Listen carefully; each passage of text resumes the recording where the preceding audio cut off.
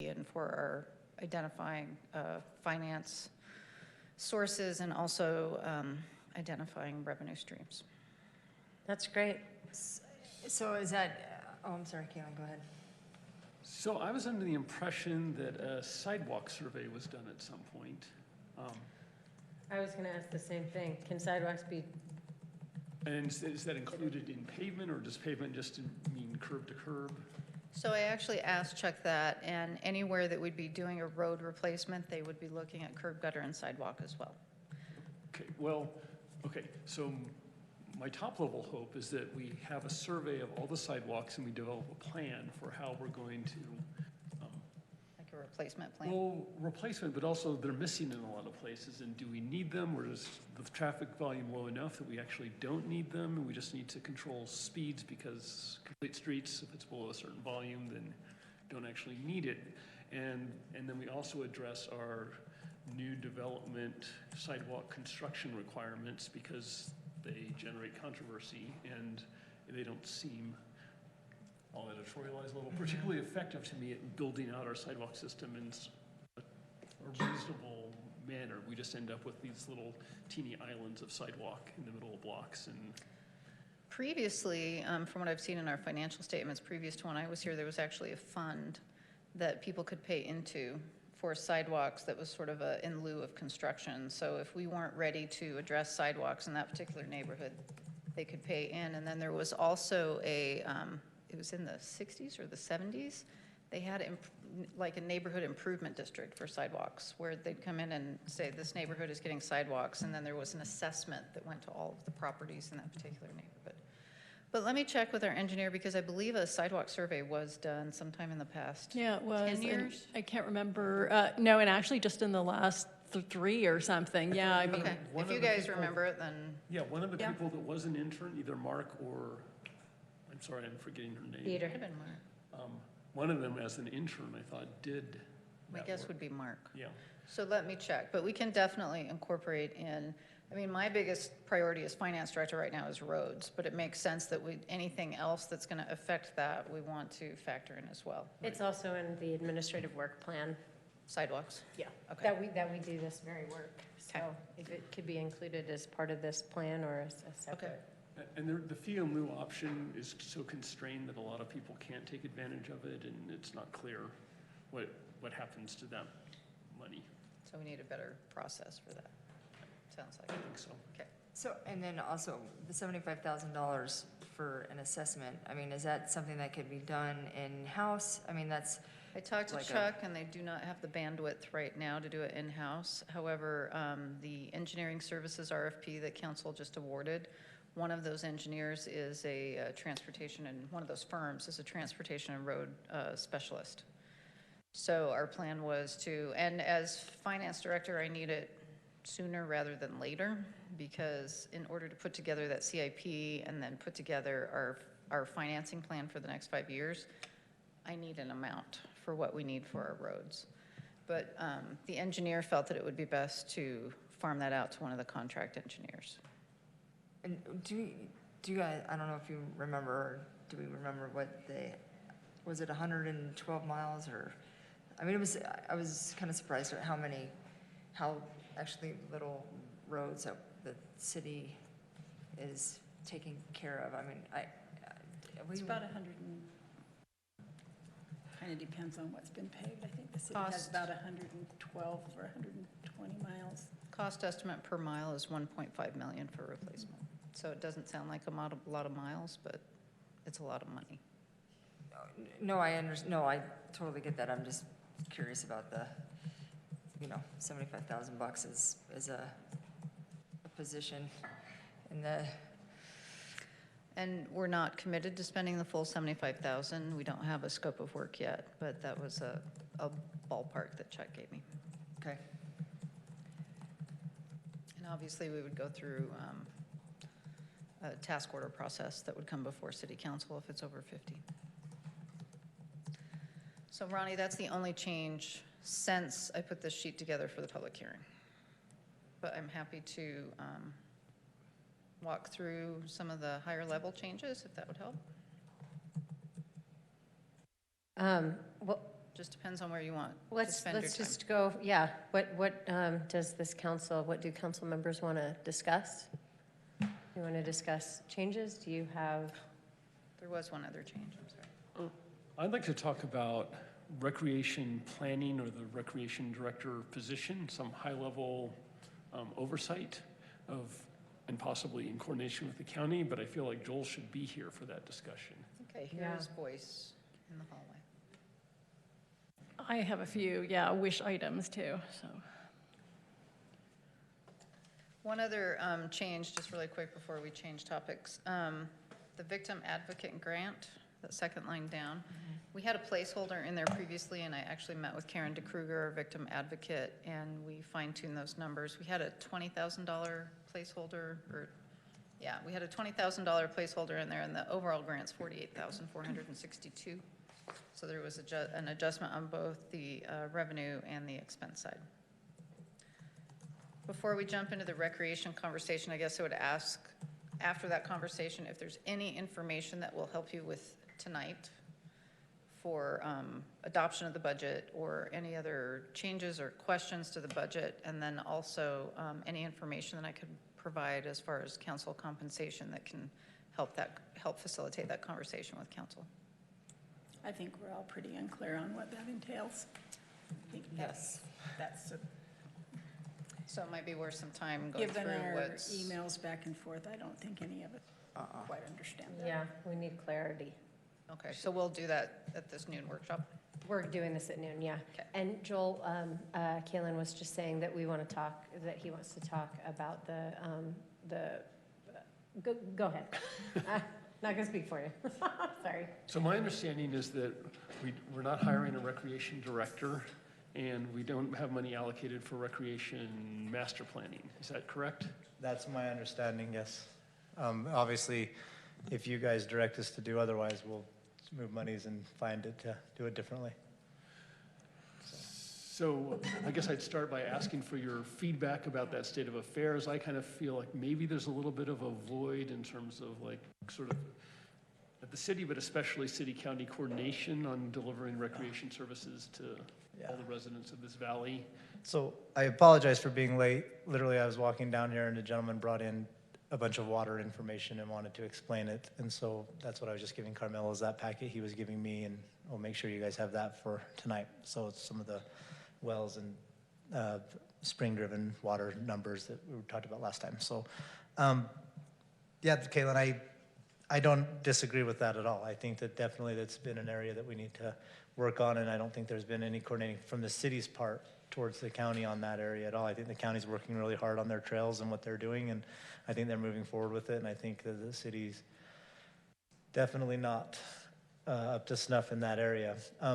That said, I don't know right now we're doing public works and we're getting planning going, and it's not that it's not an area we don't value or want to move on.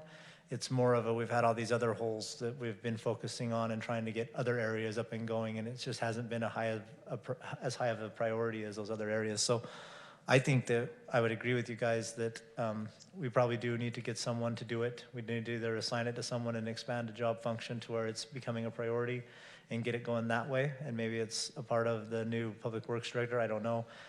Or we want to go the route that we make a full-time position out of it and bring someone back to do that type of thing in grant writing and something else.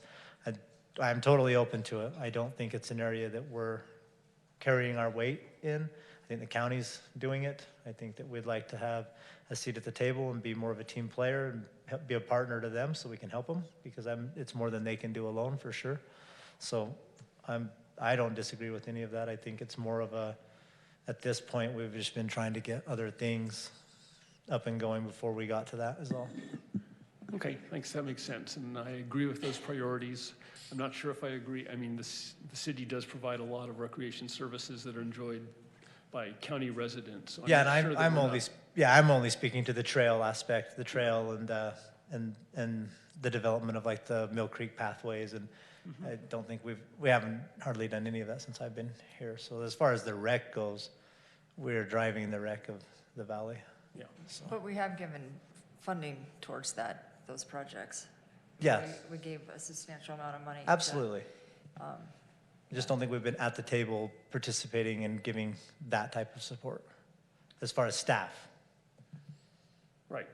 But I'm just aware that like what the city spends on other recreation dwarfs what we put into trails, and not that, What we spend on recreation dwarfs what everyone else spends on recreation. The city spends over $1 million providing recreation for the community, so it's just not trails recreation. No.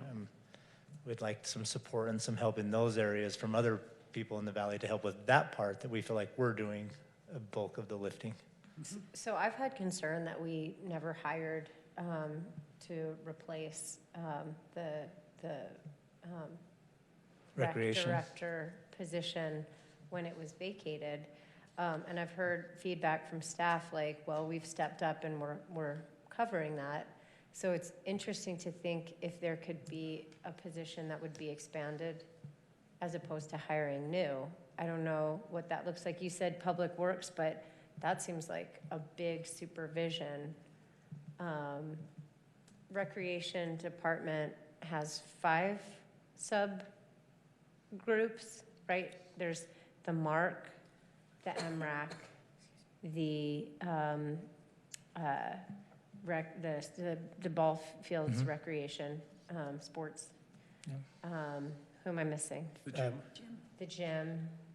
And, But the gym is overseen by the sports people. and the film commission falls into that as well. Yeah, so those are the 5. And they all have like directors Yeah. in front of them or overseeing them. And so you alluded to like putting Parks and Recreation under Public Works and having the Public Works director supervise those, Yeah, and I was just throwing out an idea. something.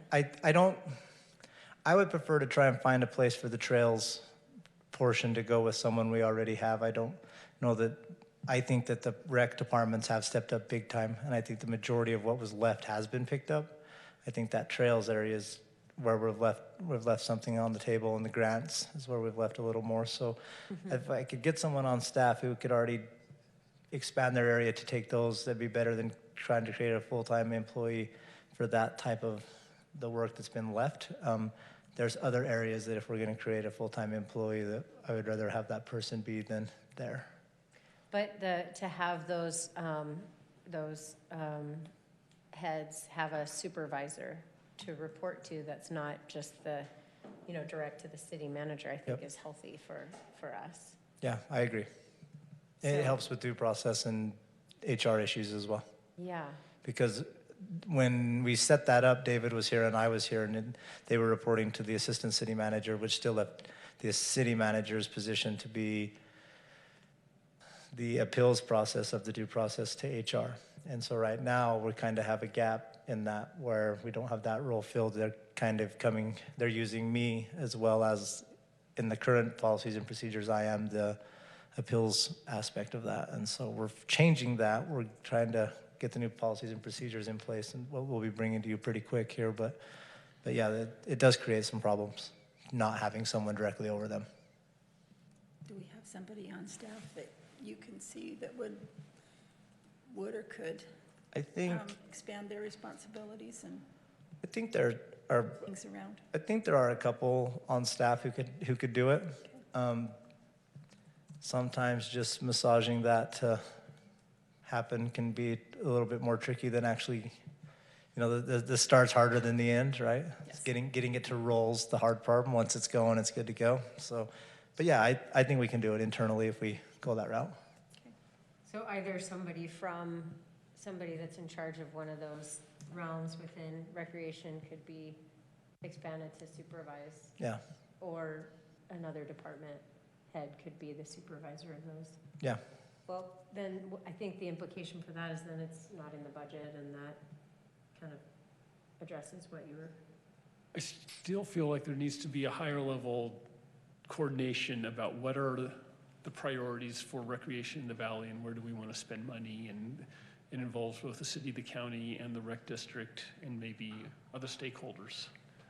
So Would be then my it- guess. I mean, Yeah, so then maybe that's kind of that's a ball in yeah, Joel's And court it's- then.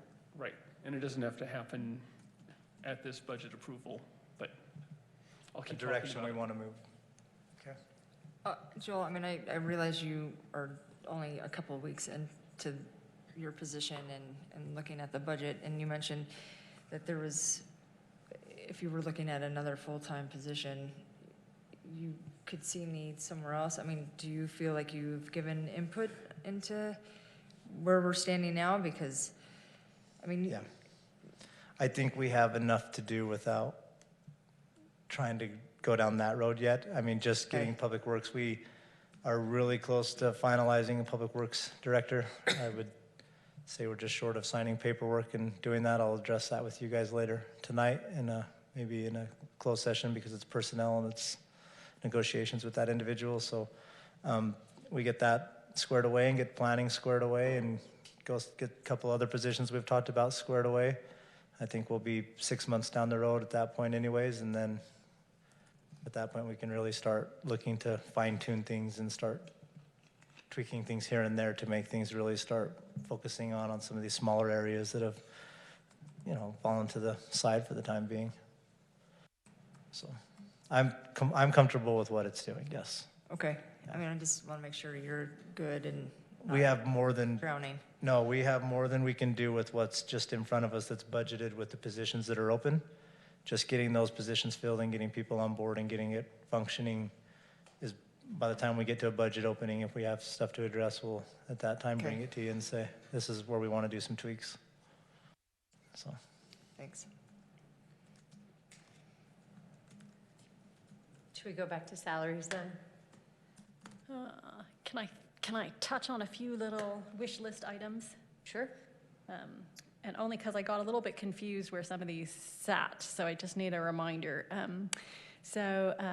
One of the items I've been raising is just hoping there would be enough money for some more speed limit signs and paint for striping for some of our streets that get used a lot as corridors, but currently have no signage. And so as a result, people veer off the neighboring streets and go zippy down the streets with no signage, and it might happen anyway. But one area I've definitely identified is 100 south, 200 south, 100 east, 200 east, 300 east, kind of that whole area. And I would just like to make sure that we commit to doing that, in large part, especially because the ballpark is here, and I feel like it's incumbent on us to have painted crosswalks entering and exiting on every corner, which we don't have.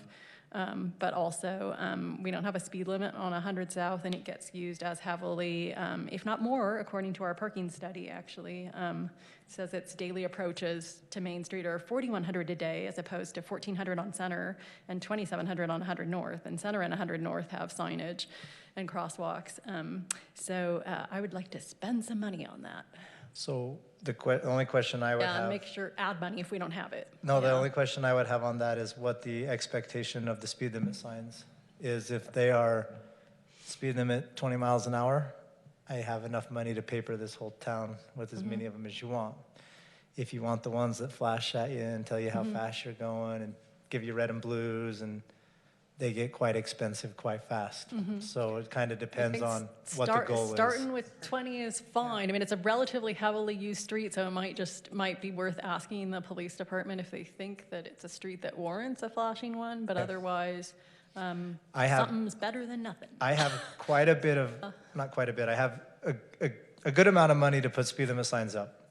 When we started looking at this a few months ago, we kind of got the direction we wanted, the flashy, and then it was like, well, we have, At the time we put those up, I know there were residents who said, ooh, can Yeah. we get one on our street? So the question has been, they're yeah. expensive. They're more expensive than people think, and they tie in, they do give us data, they are helpful. They will tell us how many cars go down the road, how fast they're going. Yeah, they'll give us all that information, but they add up quick. Yeah. They add Well, I up think really the quick. ones on 4th East and 3rd South are good. Okay, But I think If we're good- I'll echo what Ronnie's saying. Yes, the non-flashing, but signage so that we know what the speed limit is for Great. all city streets. Yeah. Okay, Yeah, we and can maybe do I that. wouldn't mind knowing the price of getting one, only if, if law enforcement thinks, only because it is highly used, I mean. Yeah, Flashy one, ones, especially the 100. flashy ones that just flash, that don't tell you your speed limit, Oh, yeah, I don't, $1,600 a piece. yeah, yeah. I can Yeah. buy a lot of speed limit signs for $1,600. Yeah, Yeah. regular speed Yes. limit signs are Yeah. about So 38. the real ask $38. is 100. Yeah, but Yeah, I mean, yeah, it's a huge difference. Like I have, painting crosswalks and the straight up 20-mile-per-hour signs are, yeah, a great start. And then I think at some point, if you And- get feedback that it And needs a also flasher. painting speed limit sign on the road. Yeah. Because sometimes when we leaf out, it's hard to see. So, I mean, I would assume that paint is cheaper than even a sign. I can, if we're not doing the big flashy, I got enough money to put speed limit Yeah. signs wherever you I want think them with paint. the Like that's non-issue. consistency would be great Yeah. because really if you go east of 400 East, all of that is signed. If you go north or south of that area, a lot of it is signed too. I haven't had a chance to cover everything in city limits, but I just know that block. Yeah. And full disclosure, I live in that area, but also know a lot of parents and grandparents who are worried about kids coming and going from the park. We will So- definitely get some regular speed limit signs up. That's not an issue, and we'll look into painting along the roads as well. Some people in my neighborhood painted some great big yellow signs and stuck them on the telephone pole that says, "Kids crossing, deer crossing." They're illegal as all get out, but they're cute. Yeah, I saw one recently traveling. Yes, this is not a racetrack, slow down, but yeah. I just wanted to revisit, and this may take more time, but I wanted a reminder, the recommendations from the Van der Heide and Colm Phase 2 study, because I do feel like we're all committed to this water study work, and because they had some concrete recommendations in there, I guess I would just at some point like to know what they would cost, because personally I'd be willing to put money toward them. I mean, among that was the increased data collection at several of the gauging stations for springs and wells, I think especially above and below the Mill Creek Delta, and then also this question of this, the HESA, the Hydrologic and Environmental System Analysis for Pat Creek, the Valley Fill Aquifer, and there's probably something else I'm forgetting, but if there's something that isn't in the budget now that it would be, and maybe that's already covered, but that isn't covered, I would be in favor of putting some money towards those things. And we talked about, a 40-year plan with Jeff Gittens, the attorney, but I didn't know if that was already something he was going to bring back information on, or if we had to, shovel any money at it. I figured it was initial report he would bring to us about whether we wanted to do it. So after our last meeting, that was the impression we were given, and so I know Chuck was talking to them about going that direction, and we should have monies to be able to do both of those, so. Okay, cool, like the monitoring and the HESA. Okay, and then just in our lovely favorite subject of signage. I didn't know if in that pool of signage money, since we were just talking about the Mill Creek neighborhood and the neighbors there, I don't know, I think they did want settled signage if there was money for that. I know it got crazy this last weekend and there was a lot of enforcement, but I didn't know, if signage They could be in want there. speed limit signage up there? You guys who've been on in the meeting group about Power Dam probably know more than I do, but I feel like the residents have been asking for some kind of settled no parking signage So we for have- certain sections. There are Yeah. 19 Yeah. no parking signs from Mill Creek to the Yeah. parking. We have blasted that with no Taken parking. pictures of all And of we them. just put up new brown recreation style signs that say, no trailers, no, you'll be towed. I mean, that place is peppered with signs at this point. I don't know if we want to, I'll put more Well, I up there for think- you. I haven't been tomorrow. up there recently, so I didn't know. We just got a So- recent comment, so. Well, yeah. so actually Joel, as part of his administrative report tonight, is going to respond to the efforts of the sign committee to respond to the comment that we had during Citizens to be Heard, that we have been increasing the signage. Okay, yeah, that'd be great, and if somebody has a Now, then, word about. there's also discussions about increasing enforcement. behind the signage, so, but Joel was gonna talk about that. Yeah. So just two other quick things. So some of the items we've been discussing lately, I think Chris McEnany had brought up the fact that, some of the pad will have a fiscal impact. We don't really know what it is now. So I just wanted to confirm, do we have to put aside any money at this point, or that's something that would come up in a budget opening? I don't know if he was alluding to impact waivers or just the administrative end of it. Probably all of that, I guess. But so I just wanted to check on that. Yeah, that's going to be, as it rolls out, we Okay. will learn what the effects are and we'll react accordingly. Yeah. So if no one comes in and uses the pad, no one takes advantage of it, Yeah. it'll have no effect. So it's kind of in the developer's world at this point to see what they want to do with it. And the only other one I had was, I think we all got an email about, from a citizen suggesting that we maybe boost some of the funding for the sustainability budget to make sure that we're staying on task with our goals. And I didn't know if anybody had opinions about that. Amidst all that was also a suggestion to make sure a small percentage of all capital projects be allocated to green infrastructure and urban greening. And also maybe making a move, and I don't know, I guess this would fit in the budget because maybe it's going to cost something, from at the parks, from higher water use to permaculture-based landscaping. So I didn't know if those were, I don't if either. anybody else had an opinion, yes, about, I've thought I lived in substance of that Seattle since I email. moved here. Feels like it rains every day. don't get used to it. It's a once in a 20-year experience. That's what everyone keeps telling Well, me, maybe. but it just keeps raining. Then again, I don't know what Yeah. Rosemary has planned for that 25,000. Yeah. And I shouldn't make the assumption that that would be part of it, but so is that something, when we come back to the 10-year sustainability plan, that's better to reassess what we have budgeted for that work, or? yeah, because that really will, it's kind of a cart before the horse, because if we go to implement the 10-year and the first year has fiscal implications, then that'd be probably budget open then, huh? That's a good point. Yeah, and I think that's one of the areas that I'm alluding to when I say that in 6 months, when we do a budget opening and we start fine tweaking and looking at things we can improve, that's one of the areas that we need to look at. Okay, that's helpful, thank you.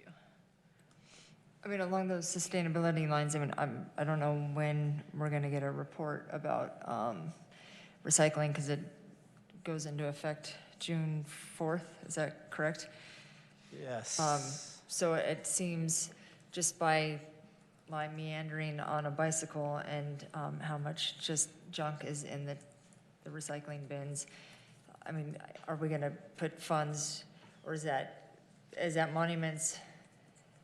That was part of their contract, they're getting over $1 million to do our refuse, and I'm just, maybe if that person's coming from them, or do we need to allocate someone on our end? Just curious. This is an area that Are you Rachel, talking commercial bins? Commercial bins? I'm talking about the bins that how serious are we gonna be about recycling for our community and our commitment to sustainability in that way?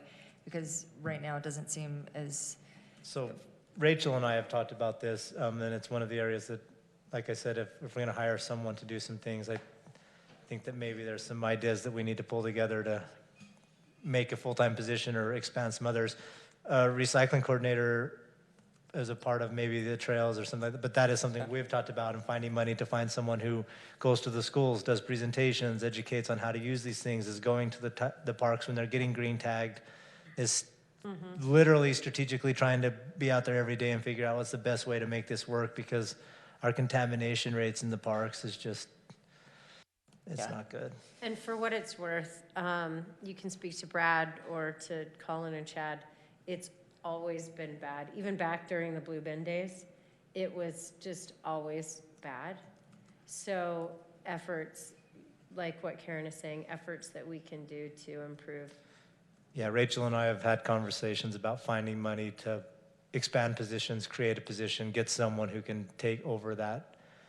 At one point, we've had guys picking up the cans, taking them down to Public Works, dumping them out on tarps, cleaning them out. And there are Public Works guys who are normally out doing water and sewer and streets, and I've had several of them down cleaning out garbage cans because they won't dump them. They're green tagged. They need cleaned out, and we are now paying Public Works guys to pseudo be recycling cleaners. So, and there's nothing wrong with that, but I don't have enough Public Works guys to begin with. So it's not a matter of I don't like them doing that. It's a matter of I don't have time for them to be doing that. So, got to find someone to. Or work pick that that up. into the monument waste contract and look at our infrastructure. Well, it was part of their contract, and I'm just curious where, that's why if we get a report from them or how, We have a recycling report scheduled for the first meeting of August oh, perfect, from okay. Monument Waste. So Okay. they'll come in and talk about contamination rates. And the weekly recycling meetings that we have, our contamination rate actually, compared to the norm, is below average, which is nice. We've really worked hard over the last month and a half to get it that way. I mean, when it started, it was not going well. So these are the city bins Our that we cans have? at the parks. Okay. Yeah. But he'll talk about overall recycling for the entire city contract, so the contamination rates at residential. Gotcha. And Dan so far is driving all of the recycling over so that he's there while they're sorting it, so that he has firsthand knowledge of what our contamination rates are. So is the bulk of the contamination in the public bins, or are they in the residential bins, or do we know? Yeah, absolutely. It's definitely in the public areas. I mean, people who are paying for it, they have it at their house. There's like a self-pride in doing it and doing it properly, and you're rolling it out to the street on your account. Like, there's an ownership to it when it's coming from your I have to house. stand there and read the dumb lid every single time I take an armful out. We have a flyer you can put on your fridge. I think I have that too. The ones that are in the parks can be used by convenience. I mean, it's the closest can I can put something in, and I don't want to walk to where garbage is. We've really worked hard to pair them up to make sure everywhere there's a recycling can, there's a garbage can. So if people do find themselves at the recycling bin, they're at a garbage bin, so they'll hopefully just make the right decision at that point. Initially, that was not happening. We had them kind of scattered, and they were just garbage cans in the public space. That's what all it boiled down to. So it's gotten lots better, but we still have a high contamination rate, especially after events or big weekends. But maybe you wouldn't be. You'd be shocked at the stuff we find in the parks. No. So sometimes the contaminated recycling is like, I'll gladly take that problem. But if it's contaminated, wouldn't Monument just trash it Um, and then report that to us? They could. We've had members of the community who, and when this process started, the contamination rate was so high initially, we pitched that idea that we were just going to have them dumped for a while until we could get it to where it was not. And we received a lot of pushback about even having that idea. And so we've worked really hard to not dump any of the cans that were contaminated. We've cleaned them all. Wow. So that's a lot of work. Yeah. Well, so recycling is, as you are well aware, is a very public sustainability measure, but it's just one of many. And if something just isn't practical, I'll support you in taking whatever steps. And so in Monument's contract is an at least part-time public outreach person. Perhaps they could come and introduce themselves at some point. That would be great, yeah. Take advantage of that. Introduce themselves to the council in a Yep. council meeting. That sounds great. Thanks, Ronnie, for bringing that up. And I will just mention to people who are looking at their lids like me, the other day I had some old textbooks and I was like, oh, the library won't want this, the thrift store won't want this. So I did call them to ask, because books are actually not listed. So books are okay to put in your bin, but they just ask you not to put too many at once so the bin doesn't get too heavy. Oh. Good to know. I guess I assumed book was paper. But that's a good point. Okay, what else? What other pending budget item?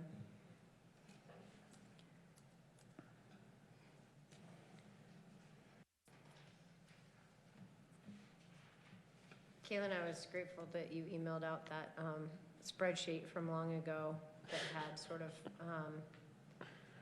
that was generated by David to get to understand a little more where people were sitting on different items. And I think we've covered most of what he kind of was trying to understand.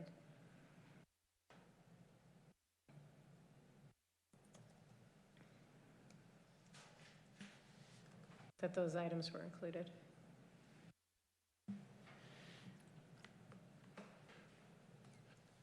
So one question, we were at a meeting about regional transportation planning, for which there would likely be an ask from the city. Yeah.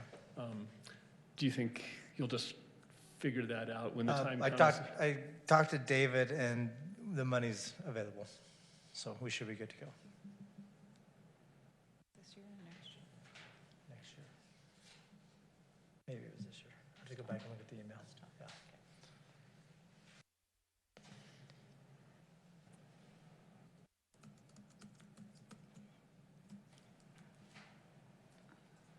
What else?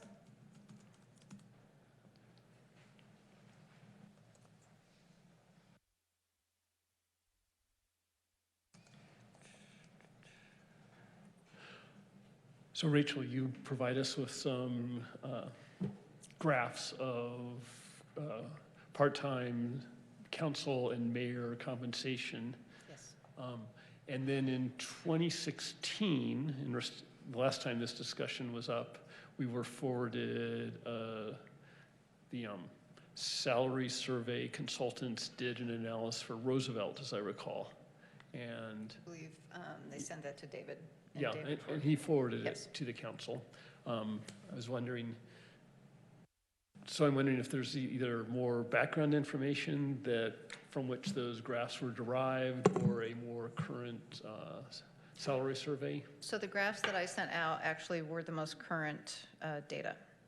So I took that directly off of, we participate in something called TechNet, which is a database across the regional western US where people update all of their compensation information.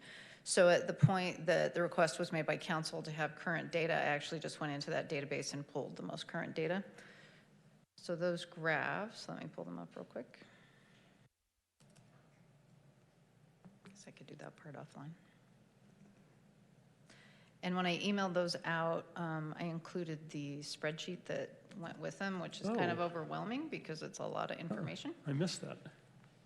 But let me pull up. There was like 93 communities that were compared, and starting at 60, they start getting health benefits So from this is 60 the to 95. This is the spreadsheet that I emailed out, and I sorted it out based on full-time, part-time, and then benefits and no benefits.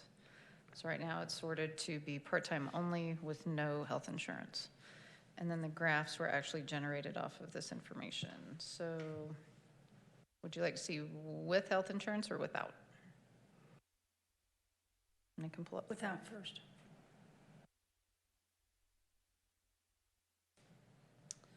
Okay, so based on that spreadsheet, and this doesn't list all of the different entities because it just physically wouldn't fit on the graph. This is without health insurance, and this is for part-time council members. The average is the red line, and then Moab is down in the bottom right corner. And then let's take a look with, and again, this is just city council. With health insurance, the average, and this doesn't include the cost of the health insurance, so this is just the pay in your pocket, what's on the paycheck. So it does not include the cost that they're paying for benefits. So the average actually goes up if they are receiving health insurance to the $13,621. And then did you want to see the graphs for mayor? I have mayor, part-time mayor with health insurance and without. I'm sure it's similarly corresponding. So of communities that provide health insurance to council members, that pay is higher. Yes, correct. The average pay, yes. Well, I guess that would that's probably a safe assumption that there's like that of communities that have the. So the communities that offer health insurance to council and mayor, does the city pay for that benefit, or do the council and the mayors purchase that out of their salary? So that's not included in the database, probably because there's not an easy way to include if they're paying for a percentage. So that's not information that I have, but it does show their annual salary. They receive extra pay. It does not say what portion the council would pay. In some of the comments there, it showed if, and then there was a graph, and like if you go all the way over and then down where they start offering, there's a, These are the graphs that we just looked at. Sorry, I've got them saved in the sheet. yeah, and they were, One of the comments under here. yeah, I mean, some of them just show how it works out, like they get wages in lieu of benefits, or they get the benefits in lieu of wages, or they have, you know, their, Yeah, I think Park City's that way. Monthly, Free ski so passes. right here, monthly salaries used to offset monthly medical Pretty benefit premium, pricey. like that one. yeah, so I mean, it was just interesting to see, like, starting, I think there's 93 communities that are listed in here, you know, starting at 60. They're getting from 60 to 93, so 40% of the communities are receiving health benefits. Well, I counted, I separated out the Colorado ones because I figure their situation's a bit different, and I might have been off by one or two, but I counted 32 Utah communities with part-time councils receiving health benefits, 39 part-time without health benefits. I only saw one Utah community listed with a full-time council, but of course, this list isn't comprehensive because like Rachel said, on the TechNet, some communities participate and some don't. But can I ask you to repeat something, Rachel? Did you say on this list, let's see, let me find one. So is total pay supposed to represent the combination of salary and benefits, or not necessarily? It does not. Okay. And then in the extra pay column, like for example, here they get $2,400, which is a phone data reimbursement. So what's in the annual salary may not be the complete pay, depending on if there's anything in that extra pay column. But in some, I say that, but when you look over here at the notes, on one of them, so here, the monthly salary is used to offset the monthly medical benefit premium. But in TechNet, when you enter the information in under annual salary, you are entering just the salary amount, not the compensation, not the benefit compensation amount. But if there are no benefits, then at least, yeah, those communities I found easier to compare, yeah.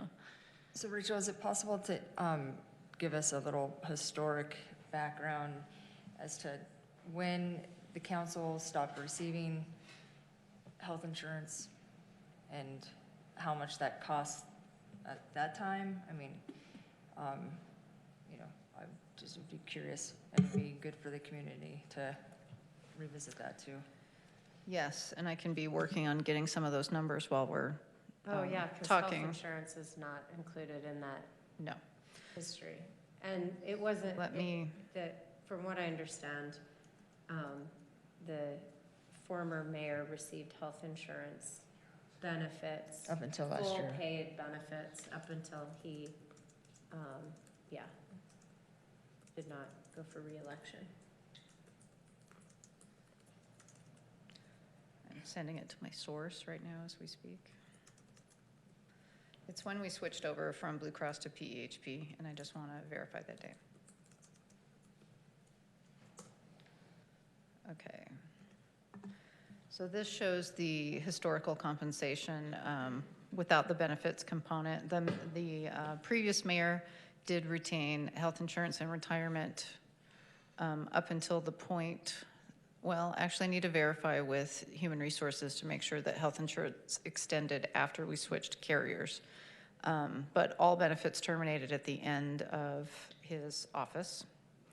And then retirement. So previously, historically, since before I was here, only the position of mayor qualified for Utah retirement systems.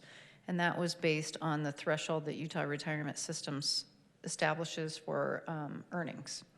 So just to show you here, back to, and it goes earlier than 1997, but that was the last resolution I could find. Council was making $500 per month. Mayor was making $1,000 per month. That $1,000 that the mayor was compensated made that position eligible for Utah retirement systems. Going forward, the first increase to actual compensation took place in 2015. And part of what precipitated that increase is that Utah retirement systems barely upped that threshold for elected officials, which then put the mayor's position not eligible for Utah retirement systems.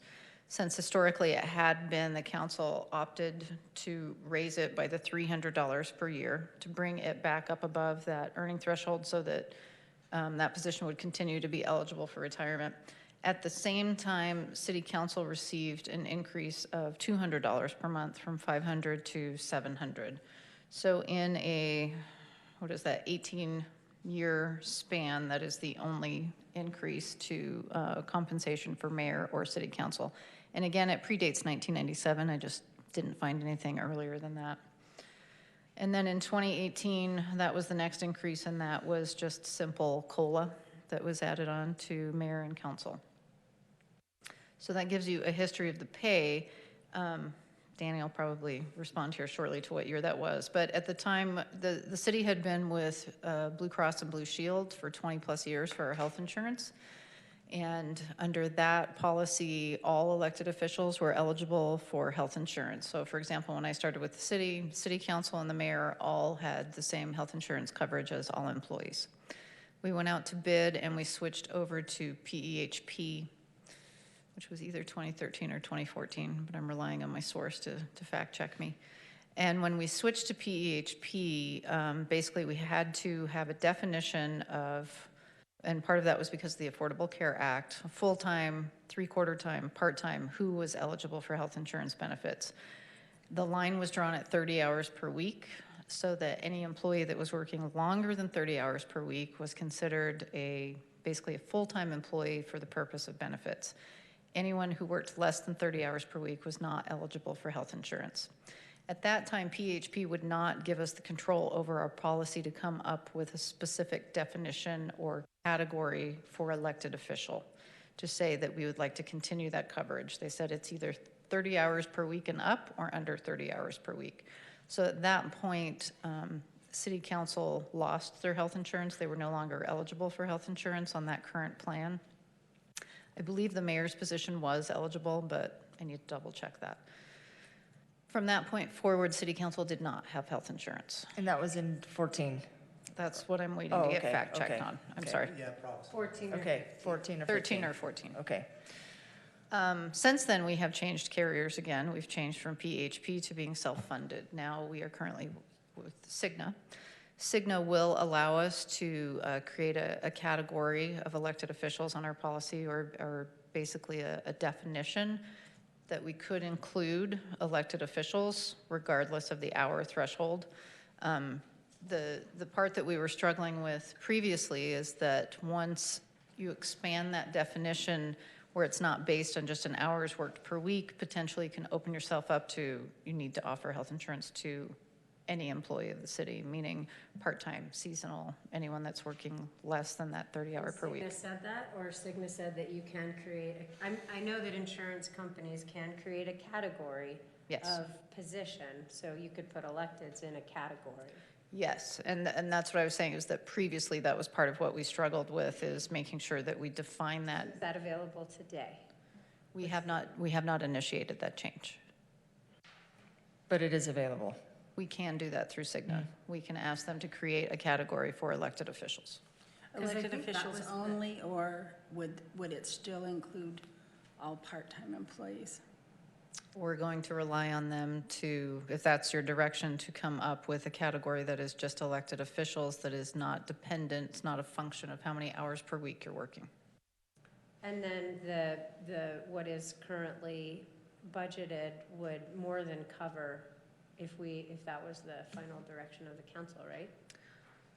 If we were to, So let's. if we were to keep base salaries as they are, but then open up health insurance to council members. We would need to adjust the budget slightly. So let's talk about what currently is the council compensation, because I know there's a lot of confusion, and talking to the newspapers and putting the facts out there, the newspapers got all the facts correct, but when you read it, it's still confusing because there's a lot of, Because it's confusing. it's confusing, there's a lot of pieces. So currently, the mayor receives $12,669 per year, council receives $8,652. Right now, and for elected officials, for every city employee, there is an expense associated with benefits provided on behalf of that individual. You don't see that money in your paycheck, but that money is paid to a benefits provider on your behalf, so that later you're covered by workers' compensation coverage if you need it. You're paying into Medicare and Social Security, or to Utah retirement systems, or for health insurance. So the current city council benefits right now are just FICA and Medicare and workers' compensation. And that is actually 9.01% of your wages. So you can see monthly, that's how much we pay in for mayor, and that's how much we pay in for each city council member.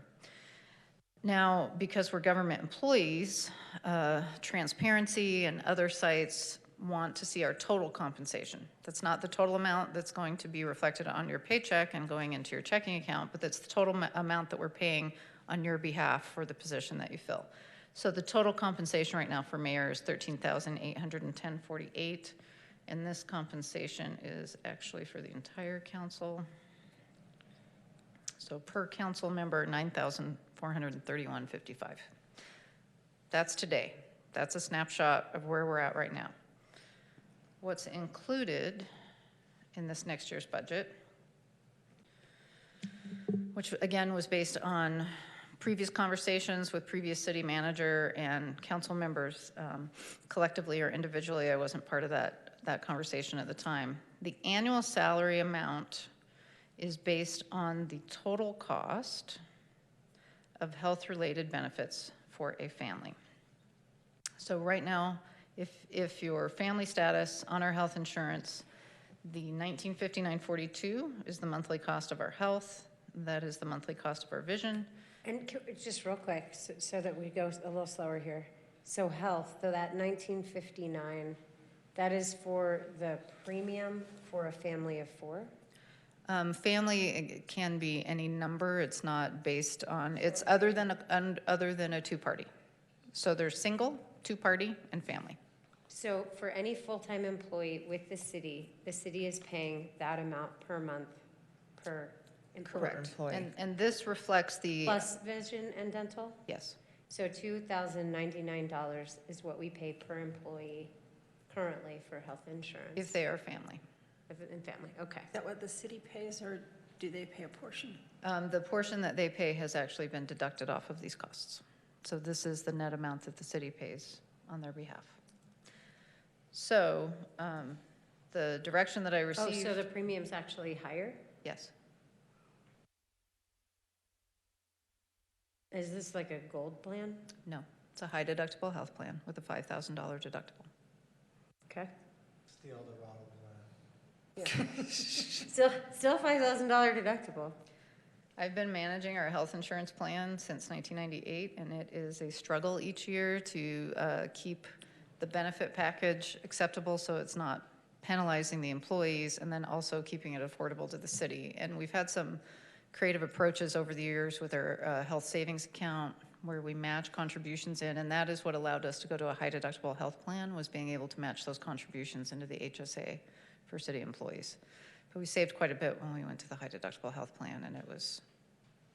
And for what it's worth, the ask with David, former city manager, was to look at what employees are compensated for health insurance and see if council could be, if council was not able to be included in the city plan, what would that compensation look like, and could that just be salary as opposed to joining the health plan?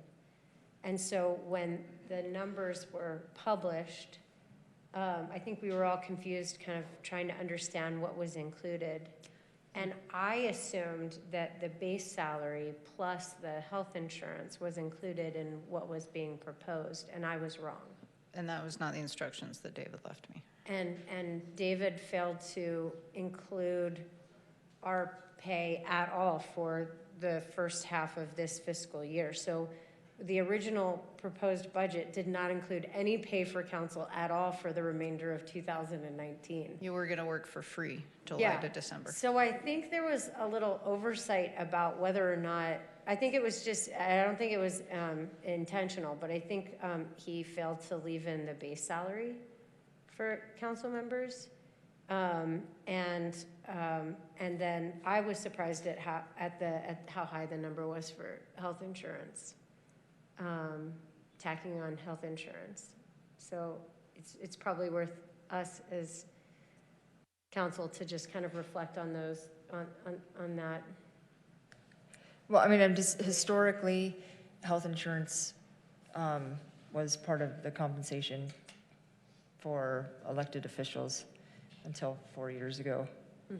And, you know, we've gotten a lot of feedback from the community, some positive and some very negative. And, I mean, I just want to put out that we're not asking for, you know, anything that the councils didn't have for 20 plus years. So, That's right. Yeah.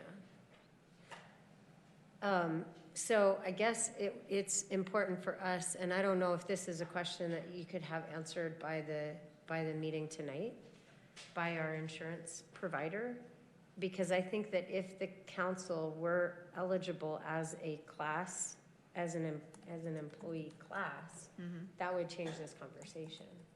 It would, although budgetary-wise, it wouldn't. Because if you are eligible and you want to receive health insurance, then this amount, the $25,192.56, needs to be included in the budget. At that point, it's just a matter of if it's in the salary line or if it's in the benefit line.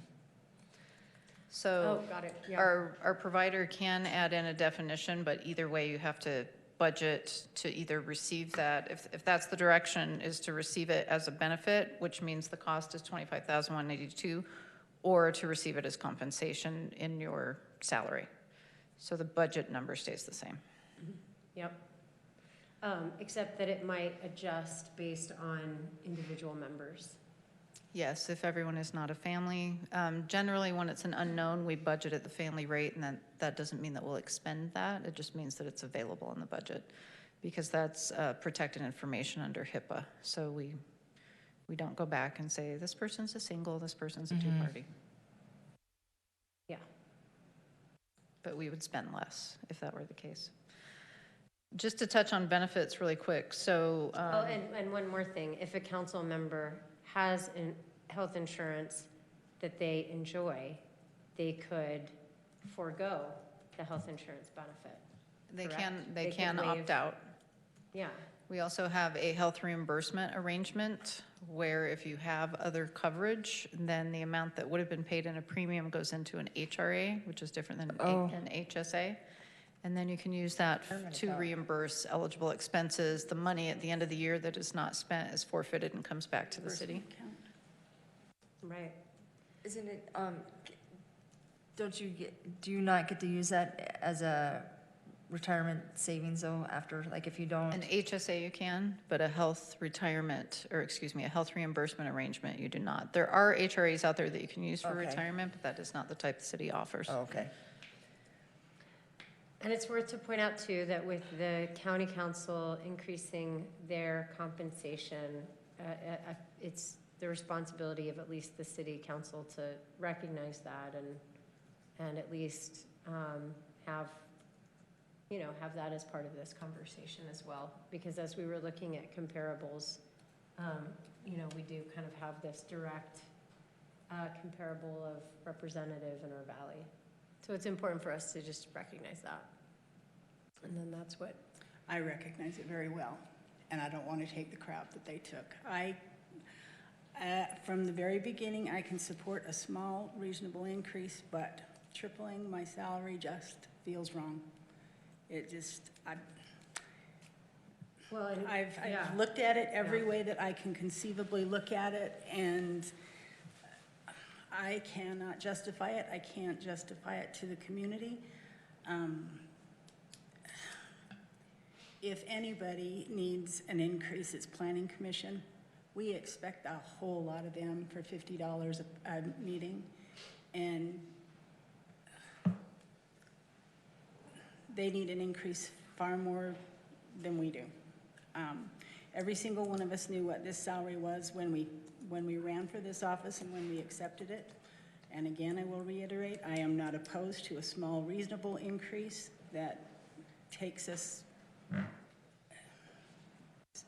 somewhere mid-range among the other cities and counties in Utah.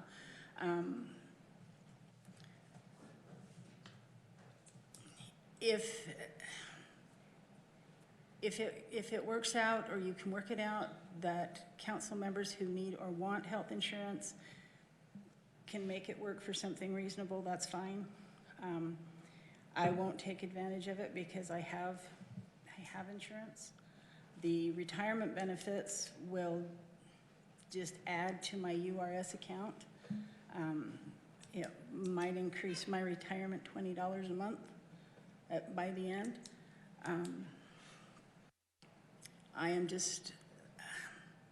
I have spent hours and hours going over this, and I can't justify it to the community. This salary is about equal to Salt Lake City council member's salary, and they have $1 billion a year budget, just shy of $1 billion. The responsibilities that we have, there's not enough money in the world to compensate me for going through 2016.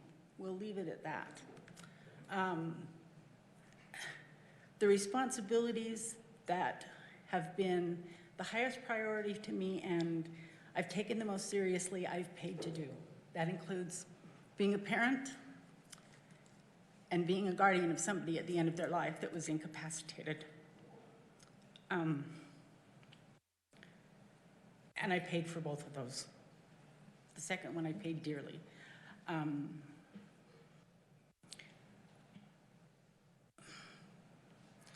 Retired Rear Admiral Michael McCraven talks about being a leader, and he says, a leader jumps out of the plane first, he goes into battle first, he takes the crap in the face first. He's last in line for benefits, he's last in line for chow and to pick up his leave chit. So I'll be last in line.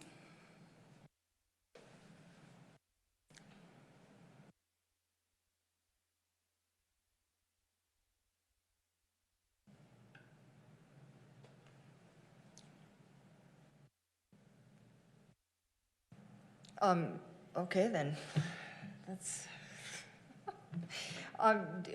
the benefits including retirement, is that something, that you do not have to take? Can that be taken out of the equation, or?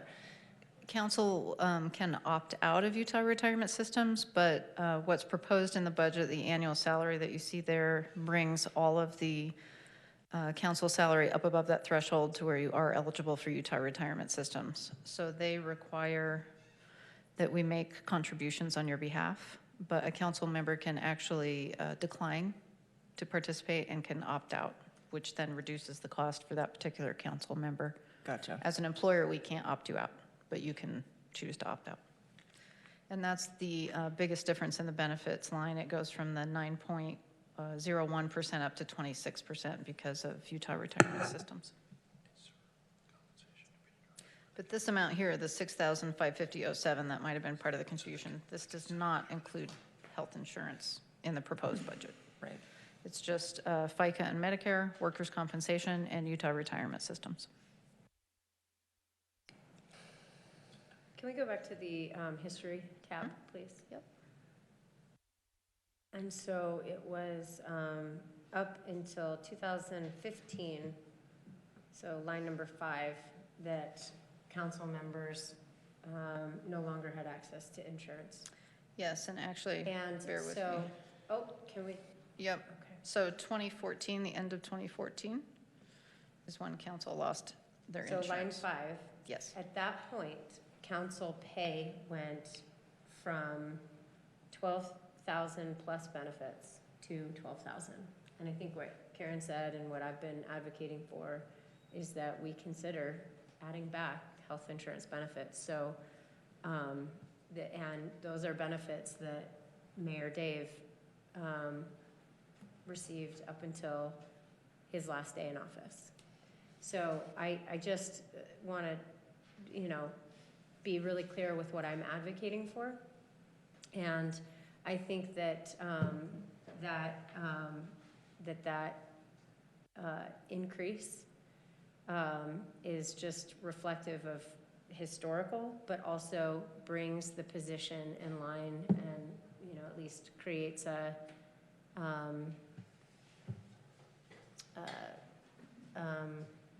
what's the word I'm looking for? Comparable to what someone might receive with the county. It's not near what the county council members receive with including health insurance benefits, but I think it's reasonable to reinstate it and at the level that would provide insurance benefits if chosen, if received, if the council member chose to receive them for the position. And then I think it might, it's just it's what we look at in business as, both hiring and retention. It's business. So that's my 2 cents. This is a public service position. It's not a job. And it's, we had. It we is had a job. we- It is a job. It's been a, It's It's a work. job. It's not a job. It's work. And there's a difference. what's Well, that so, difference? so there's, if you want to look at like the, is the president a public servant? Yes, he is. Well, so there are different levels of government, and there's Certainly. different levels of participation.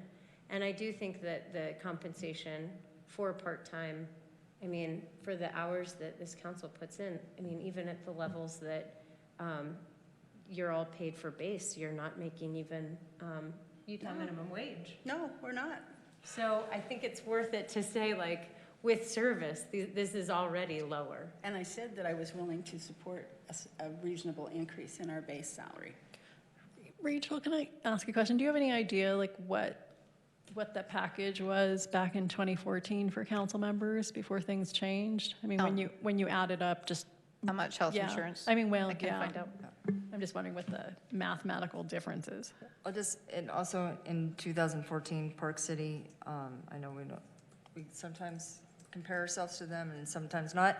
The council was paid $12,735 and they went to $21,893.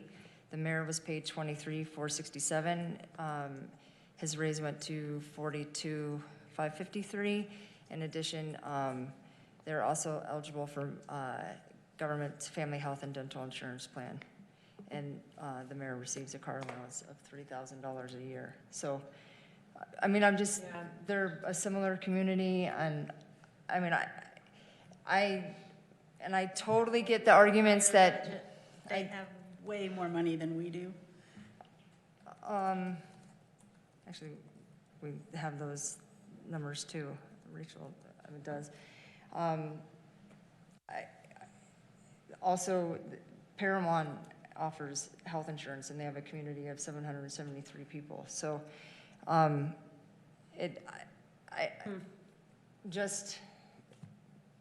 I was recruited, I was told it's gonna be 10, 15 hours a week.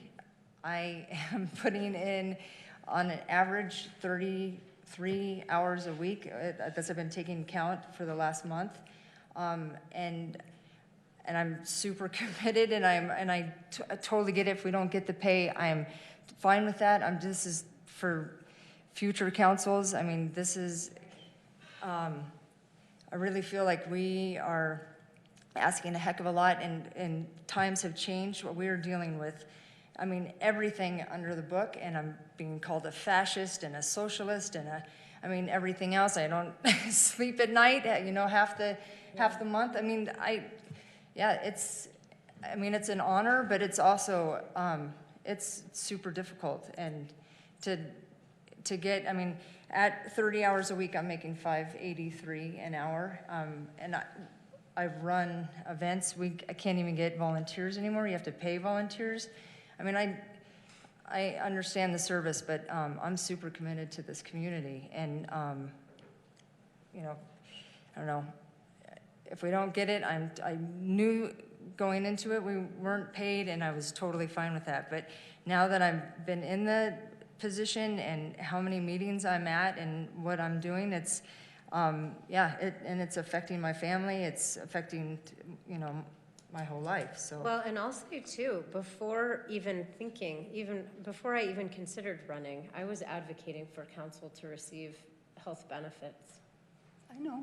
Yeah. But So I don't. And the school board gets health benefits. I mean, The school board? Yeah. Oh, right, the school board, that's another good point. Like, if the school board, if our school You system. know, if it's any consolation, provides my health benefits. late father-in-law was mayor here in 1961.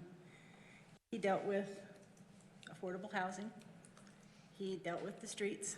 He had long meetings. It affected his family life. And he could buy a house for $20,000. Yeah, he could, Yeah. but he made nothing as mayor. And he ran his barbershop full-time and worked full-time. It's different times though, Tawny. It's different times. It was different times, but they have 3 million people visiting. service is service, and I feel strongly about it. It's a value I feel that is worth standing up for. You don't join the military to make a lot of money. You join the military because you want to serve. I am not. And you stay because of the benefits. People join the military because they are typically of a class that they have no other options for advancement. That's not true, Caleb. No, you look at the stats, that is what our service has turned into. That's what it's turned into. Yeah. But that's insulting to many of the young men that I know that fought and died. They didn't, that wasn't their only option. That was their choice. And to this day, they will tell you that they joined to serve.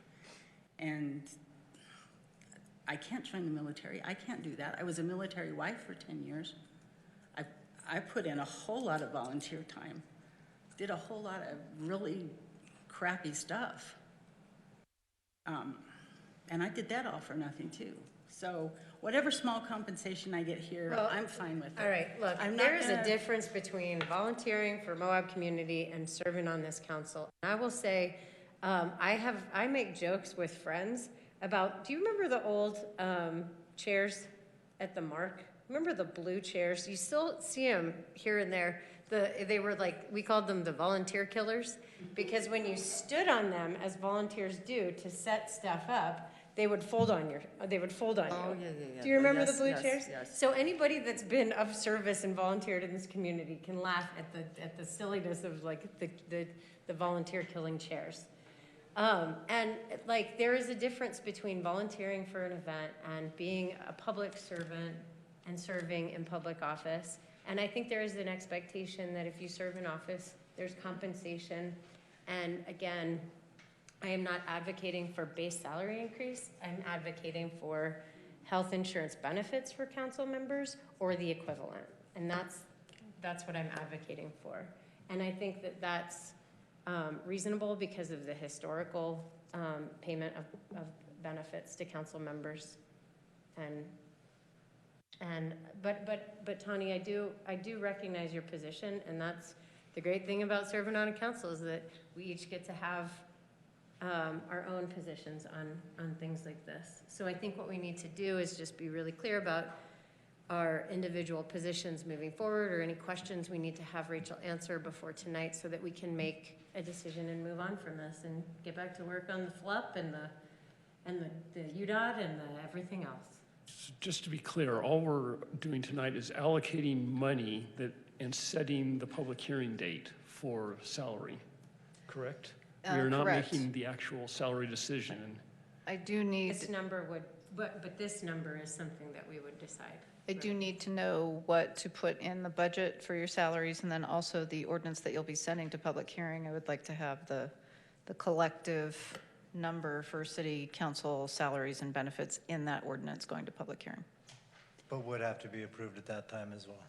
Right, it would be approved potentially June 11th after the public hearing, or you could approve it June 25th. But I'd like to send it to public hearing with what comes out of this discussion today. Rachel, can you just go back to your last image? Was that the 2014 information? Yes.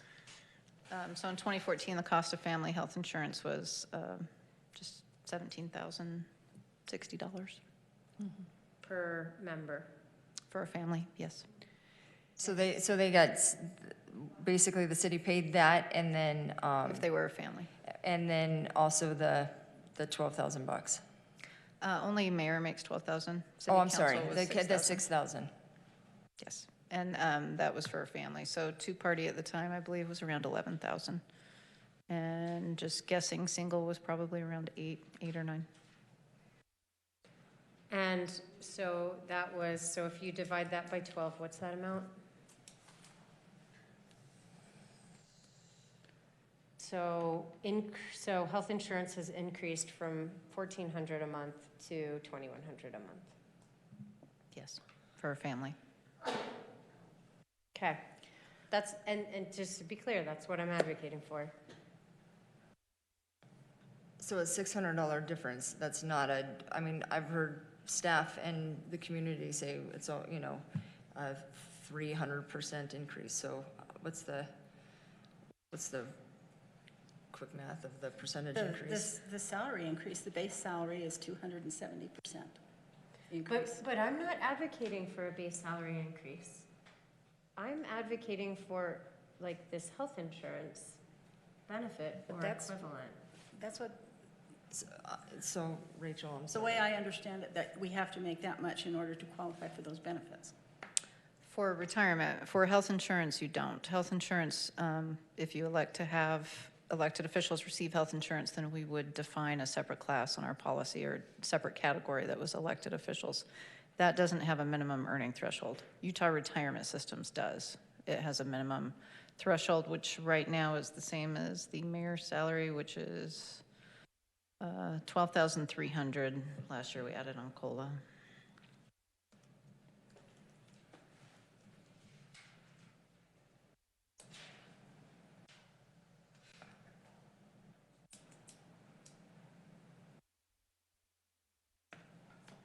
So if we were going to look at percent increase, we could break that into two categories.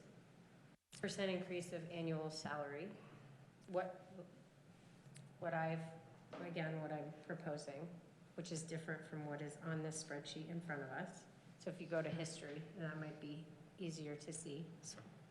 That the base salary, line 4, that would only increase per the 2% COLA that all employees for the city receive.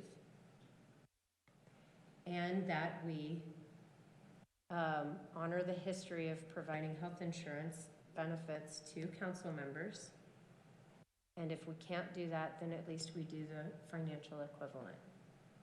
But if we can do health insurance through the city and and have that premium paid as it has been historically, then I think that's what has been asked and what brings us up to at least a comparative level with what the county did, but does not increase base salary other than the 2% COLA. So the salary increase is actually 2%. And the health insurance benefit would be increased 100%. But it would be actually just, I would compare it to the percentage that council made back in 2014, before it was no longer accessible. Rachel, when those changes happened in 2014, so did just the net savings to the city, they went back kind of into our budget, right? I mean, Yes. yeah. This is something that would be very enticing for young entrepreneurs that are active in the business community, whether it's public or nonprofit, to be able to see this as a way to both serve and also receive health benefits. And I do believe that it's a reasonable compensation amount. I guess I'll make a few comments. I share a lot of the same feelings that Tawny has. I mean, came into this essentially knowing what we're doing, although I think I've spoken, a lot of you probably have, to former council members who say that we got an unusual, for lack of a less polite term, mass that we've dealt with over the last 3.5 years compared to what some of them had seen before, and the pace is increasing and everything else. So I see pretty much everyone working their butts off and half killing themselves from stress, but at the same time, I'm with Tawny. We kind of did sign up for this. I wish I had known a little bit more of what was coming, but I, too, Tawny, there is no monetary amount in the world that would pay for, not even just that year, some of the other things that we shoulder.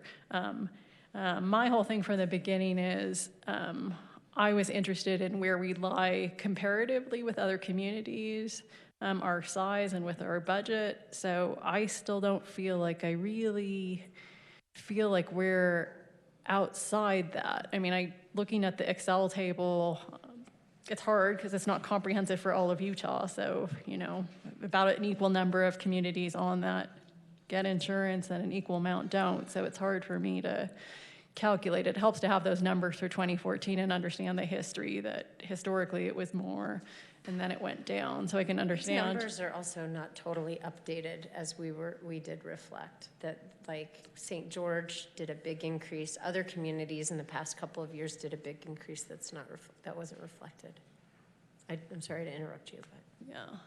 There's a date out here. I found something. Anyway, so I can respect where everyone's coming from. I mean, part of my problem is I can't really be put in a protected class that's different from other people who are working part-time, just because, I mean, I do understand this job comes with a lot of responsibility, but I don't inherently feel like it's more or less important than those other people. I mean, if the argument's going to be made that we're going to go under 30 hours, I don't know how I can separate myself from that. So I don't really feel like I'm also in the privileged position of having insurance through my spouse. So this is less about me if we're talking health insurance. So I can't make that big of a jump, but that's just me.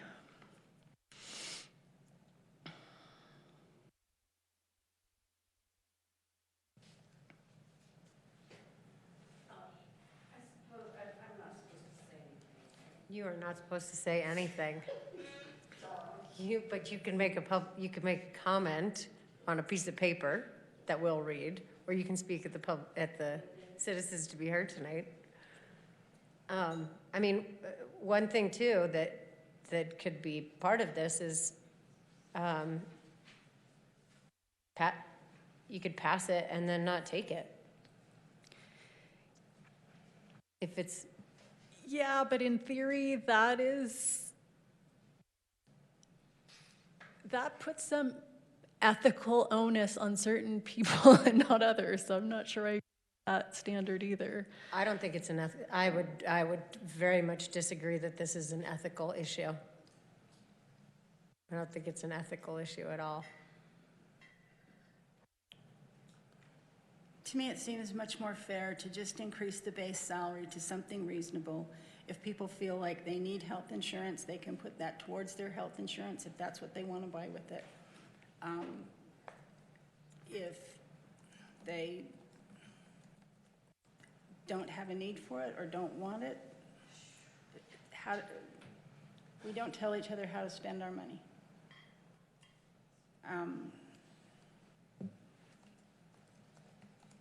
Karen, it seems seems inequitable, not unfair, that's not the right word. It seems inequitable to offer health insurance to a family that's over $2,000, and if you're a single person or a two-party, I'm not quite sure what it is currently, but I would imagine it's considerably less than family coverage. That doesn't equitably compensate your council members.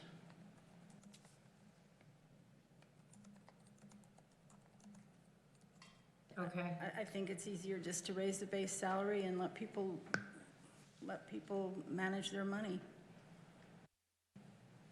So then you would stay where we're I wouldn't go to proposed? 25,000. I would go to 12,000 for the council and, I don't know, 18 for the mayor.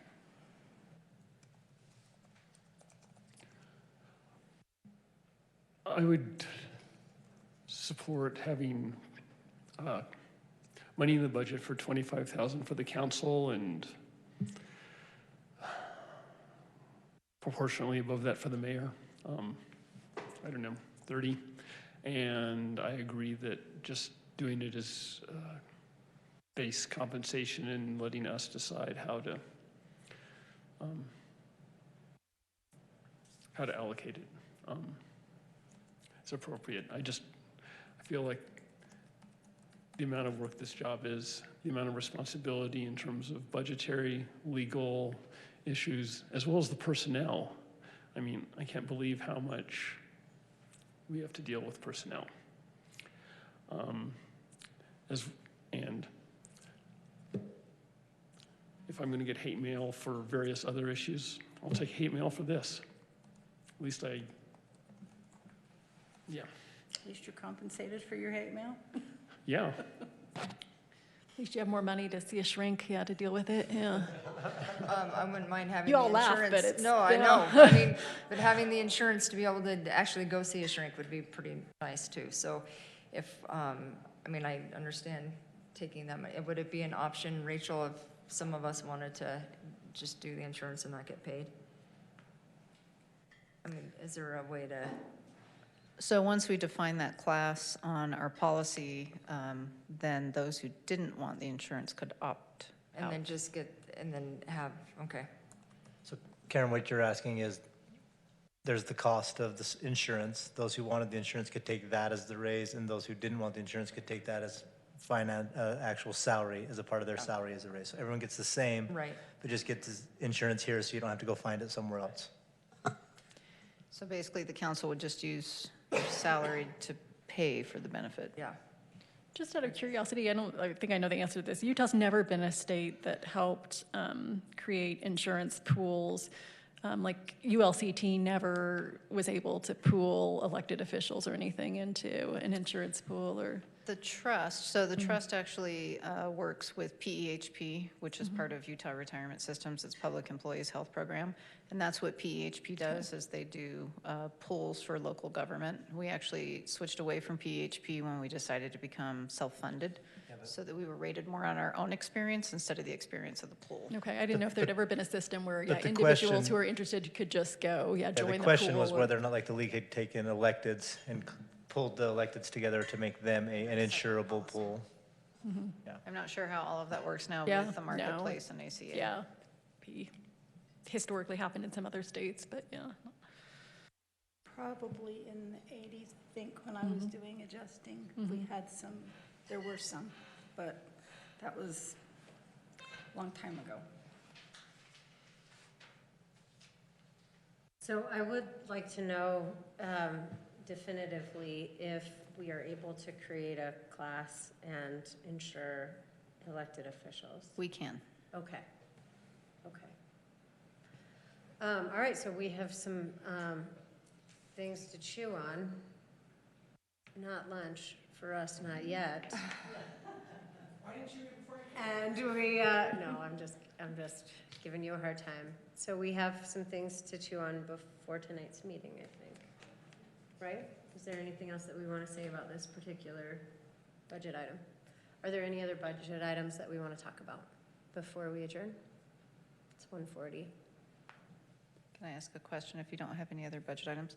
So then tonight at the meeting, will the council be giving me direction on what should be included in that pay ordinance and what should be included in the budget?